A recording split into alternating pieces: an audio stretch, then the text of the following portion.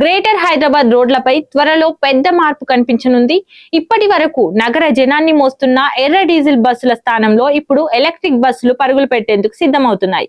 కాలుష్యానికి చెక్ పెట్టడమే లక్ష్యంగా కేంద్ర ప్రభుత్వం తీసుకొచ్చిన పీఎం ఈ డ్రైవ్ పథకం కింద హైదరాబాద్ కు ఏకంగా 2000 అత్యాధునిక ఎలక్ట్రిక్ బస్సులు రానున్నాయి.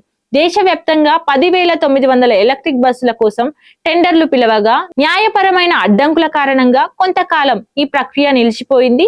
తాజాగా అవన్నీ తొలగిపోవడంతో హైదరాబాద్ కు బస్సులు సరఫరా చేసే సంస్థలు ఖరారయ్యాయి. మెగా సంస్థకు చెందిన ఈవీ ట్రాన్స్ 1085 లో ఫ్లోర్ బస్సులు అందించనుండగా Green Cell Mobility 915 standard floor బస్సులను అందించనుంది.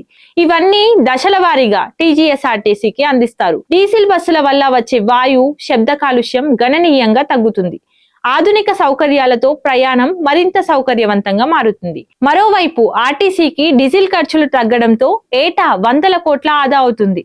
2039 నాటికి రాష్ట్రంలోని ఆర్టీసీ బస్సులన్నింటినీ పూర్తిగా గ్రీన్ బస్సులుగా మార్చాలన్న తెలంగాణ ప్రభుత్వ లక్ష్యానికి ఈ 2000 ఎలక్ట్రిక్ బస్సులు కీలక ముందడుగుగా నిలవనున్నాయి.